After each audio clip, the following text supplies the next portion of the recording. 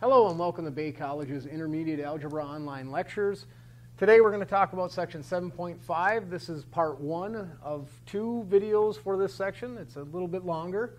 What we did in the previous sections were solve quadratic equations. What are the values of x when it's set equal to 0? Well, now we're going to look at the graphs, which are what are the values of x when it's set equal to any other number. So if we look at the graphs of the quadratic functions, the first thing we're going to do is look at our most basic quadratic function. This is called our library function of a parabola. F of x, which is the same as y, equals x squared. That's our quadratic, something being squared. So what I have here is a little graph of the basic function y equals x squared, or f of x equals x squared. And there's some things we want to define before we get started.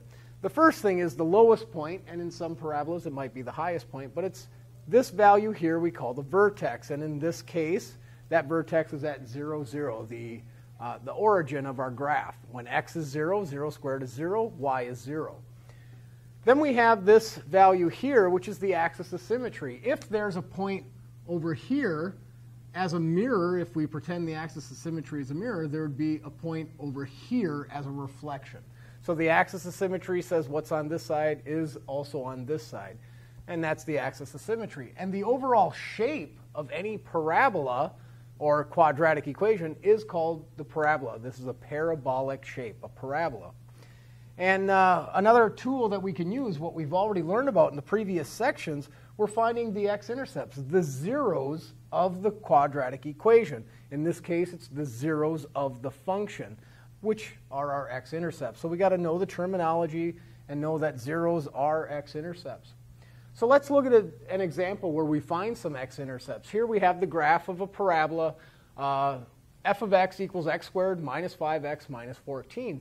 We want to find out what these x-intercepts are, what these zeros are. Well, in order to do that, we could take the equation and set it equal to 0, because at this value, this is our x-axis, the value of y at the x-axis is 0, so we set it equal to 0. Our y value is 0. And then we can use our quadratic methods, whether we use the quadratic formula or completing the square or factoring. This one does factor. And if we factor it, we get negative 7 and positive 2, and then use the zero factor theorem. 7 and 2, negative 2, are our zeros. So this value here, x is 7 when y is 0. This is an x-intercept. We also have this x-intercept at negative 2. X is negative 2 when y is 0. And we see these are equal through some axis of symmetry, equal distance on either side. So we can use our intercepts to help plot some points of our graph. If we look at this quadratic here, if we want to find the x-intercept, the 0 of the function, we can go ahead and do the same thing here. Set y equal to 0, the function equal to 0 here. And maybe we recognize this and say, hey, this here is a perfect square trinomial. So if we factor it, we can say, oh, well, x must equal positive 2. Now, we only found one solution. If we used the quadratic and looked at the discriminant, we'd find the discriminant's a perfect square. So there is only one real solution. And that tells us the x-intercept. X is 2 when y is 0. So we found another point on there. And if you recall, just a moment ago, we talked about the vertex. That's the lowest or highest point of our parabola. Well, in this case, our x-intercept is also our vertex. So let's look at a function here and determine what this vertex and axis of symmetry are and graph it. And if we can, maybe use some intercepts. Now, if we look at this, if we're going to graph it, let's just graph it first, and then we'll determine what that lowest or highest point is, and then we'll determine the axis of symmetry.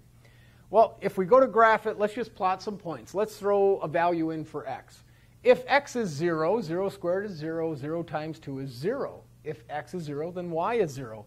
So that's this point right here, 0, 0. And now we need some other values. Let's say x is 1. 1 squared is 1. 1 times 2 is 2. So when x is 1, the function equals 2. When x is 1, the function equals 2. And maybe we choose -1 as another point because it's not a linear equation. We need more than one point. So -1 squared is still a positive 1. 1 times 2 is 2. So when x is -1, our function still equals 2. So if this is -1, this is 2. Now, we can see the pattern here and what's happening. If I graph this, I know it's a parabola, so I can draw that shape. The shape of a parabola looks like this. This coefficient of 2 actually makes it narrower. We'll talk a little bit about that later. And we see, okay, we have a parabola. What is the lowest point here? Well, the lowest point is 0, 0. Not only is it the vertex of our equation, just like in the previous example, it was also an x-intercept, and it's also a y-intercept in this example. Now, what is the axis of symmetry? Well, if we look at it, what's on this side is the same as what's on this side. So we can say, hey, that is the axis of symmetry. And the axis of symmetry is always labeled as a vertical line for our parabolas. In this case, what's the equation of this vertical line? Well, x equals this value, which is 0. So the axis of symmetry is 0. A relatively simple graph.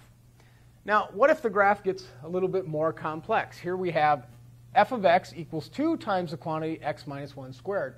Now, how this is different than the previous one is, instead of 2x squared, we have 2 times the quantity x minus 1 squared. So we had this -1 put in here, and it changes it a little bit. Well, let's go ahead and plot some points. Let's choose 0 again for x. If x is 0, 0 minus 1 is -1. -1 squared is 1. 1 times 2 is 2. So when x is 0, the function equals 2.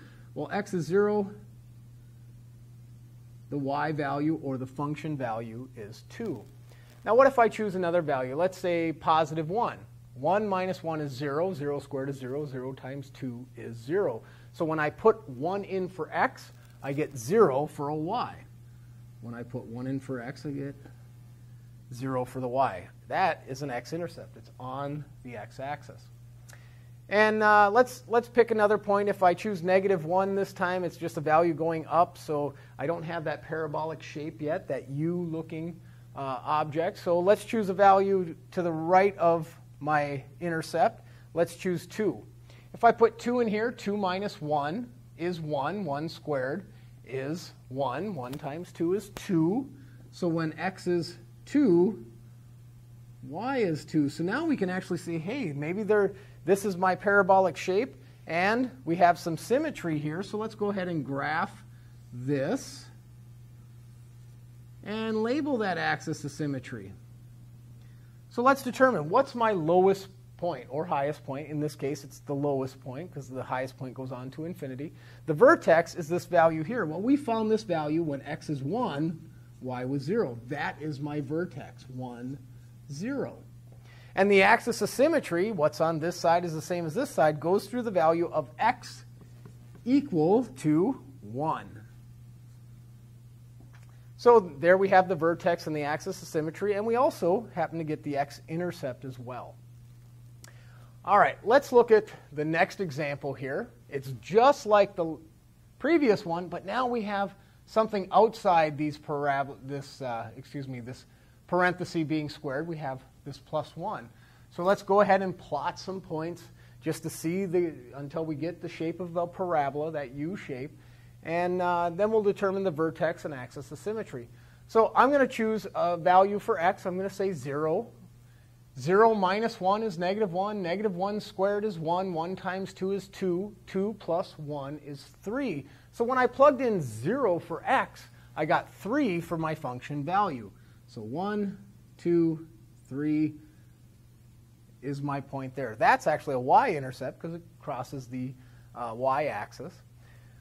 Let's find another point. Let's say x is 1. 1 minus 1 is 0.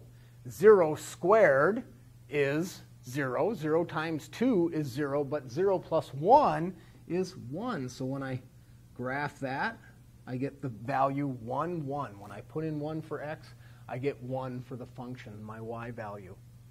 Let's pick another value. Let's say x is 2. 2 minus 1 is 1. 1 squared is 1. 1 times 2 is 2. 2 plus 1 is 3. And we can say, hey, look at, we have some symmetry there. We have a value over here, a value over there, and now we can go ahead and graph this as a parabola, give it that U shape, and we can see, hey, the lowest point here is that value we found, 1, 1. So what I can do is I can say the vertex is 1, 1. That's the lowest point. And the axis of symmetry, if we say, well, what's on one side is on the other relative to this line, we can see that reflection. We can say, okay, well, that is the value x equals 1. So we determine the axis of symmetry. So hopefully we're seeing a pattern here. We're adding something each time, and we're seeing the graph change just a little bit each time we add some different aspect. Now let's look at this example right here. We have f of x equals -2 times the quantity x minus 1 squared plus 1. And if we go to graph this, we're going to plug in some points, but we're going to see something very interesting this time. Let's choose 0 for x again. 0 minus 1 is -1. -1 squared is 1. 1 times -2 is -2. -2 plus 1 is -1. So when we had 0 for x, we got -1 for y. And now we could pick some other value. Let's say x is 1. 1 minus 1 is 0. 0 squared is 0. 0 times -2 is 0. 0 plus 1 is 1. So when we put 1 in for x, we get 1 out for the y value, or the function value. Let's pick 2 for x. 2 minus 1 is 1. 1 squared is still 1. 1 times -2 is -2. -2 plus 1 is -1. So when we picked 2 for x, we got -1 for y. And we could see, well, this does have an axis of symmetry, and it is parabolic in shape. Now, the x-intercepts aren't very pretty here. They're not integers. But we see we have this parabola. How is this one different than the last one? It's actually opening down. And if we look at these two equations, how are they different? Well, this one was +2 out front, and this one was -2. That gives us an insight into the shape of the parabola and which direction. Does it open up or does it open down? And we can see here we have our highest point for our vertex, still at 1, 1, just like it was in the previous example. But now it opens down. The axis of symmetry hasn't changed. The axis of symmetry is still x equals 1, but we notice the graph opens down. So let's summarize everything we saw here into a nice little table and see, how we can use this to graph more complex quadratic functions. Now, the first thing we're going to look at here is to graph a parabola, we want it to be in this form. F of x equals some constant times a quantity squared plus some other value. Now, if we can put our quadratic into this form, in our parabola form here, we can just assess it. If a, this value here, is greater than 0, if it's positive, that tells me my parabola is going to open up. It's going to look like that, making the lowest point a minimum. It's the lowest value. If a is less than 0, if it's negative, we're going to have a parabola that opens down, as we saw in the last two examples. 2, now this, I didn't get too much into this, but if the absolute value of a is greater than 1, so 5 or -5 or 7 and -7 or 7 halves and -7 halves, it doesn't matter positive or negative. We're just saying, is it greater than 1? If it's greater than 1, that makes my parabola narrow. Now, when we had the coefficient of 2 in the previous examples, it made that parabola relatively narrow. But if a is some fraction or some expression that's between 0 and 1, that actually makes the parabola wider. So let's say this value is 1/2, as you might see in the notes if you're following along at home with the notes. One of the examples is -1/2. That's a parabola that opens down, but it's really wide because 1/2 is between 0 and 1. It makes it a wider parabola, but it still has that same general shape as we see. All right, this here, number 3 here, the h value, what's inside those parentheses? That shifts the graph either to the left or to the right.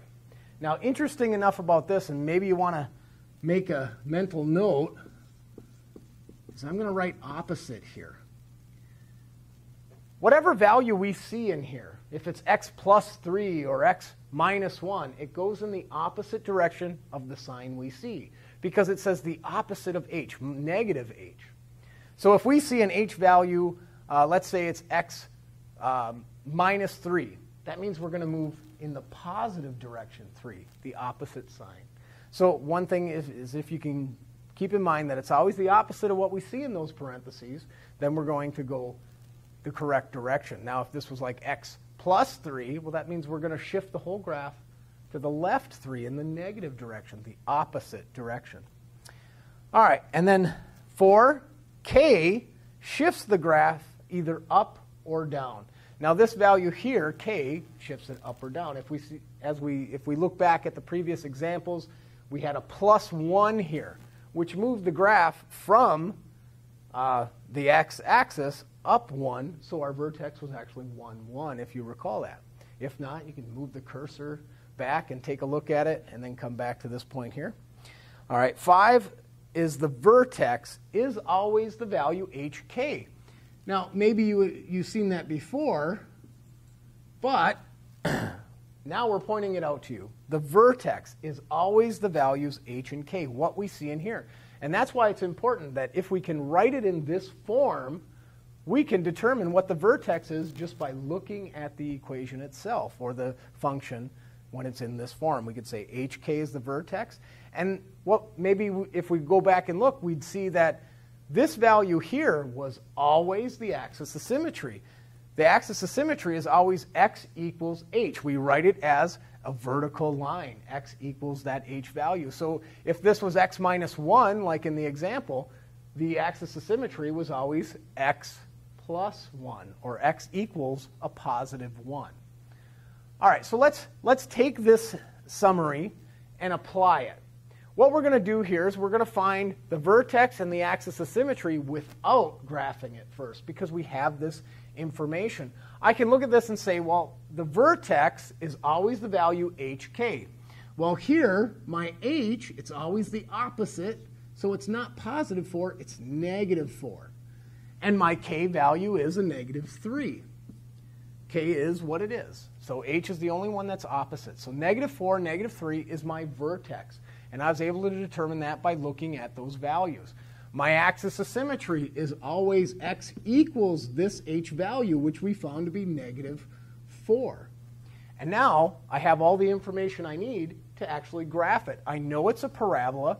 I know its vertex, its lowest or highest point, and I know its axis of symmetry. So what I'm going to do is I'm going to come to a graph here, and I'm going to say, okay, we're going to go over negative 4, and we're going to go down negative 3. That is the vertex. This is the point, negative 4, negative 3. Now I know I have an axis of symmetry of x equals negative 4. So I'm going to draw this axis of symmetry through my point. And I know any points that I put on here from this point have to, if I put one over here, there's going to be one that is symmetric through this line. So before I do that, I'm going to think about it. I'm going to say, you know what? This a value, according to what we assessed here, if a is greater than 0, it opens up. If a is less than 0, it opens down. Well, if a is negative, as it is in this case, a negative 1, that is less than 0, we know that this is going to open down. So now I could just say, well, I know it opens down. I can have a parabola that opens down. I have just sketched the graph by only having to plot one point. And we know that when we do nonlinear functions, sometimes we have to graph more than 2 points. Well, if we know the behavior of a parabola, we can go ahead and graph it just using its vertex to sketch the graph, to know what we're going to be working with. Now, another question we might ask is, find the maximum or minimum value of the function. Well, that's saying, what is the k value? That's what it's asking. Because the k value, maximum or minimum, we're talking about up or down, our range, our y values of our function. Well, in this case, if we look at a parabola that opens down, this here, our vertex, the k value is the highest point in y. There's nothing above this point.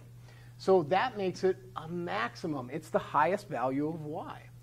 So when f of x equals a maximum of -3, our k value, that's our highest value of y, we just found the maximum value of the function.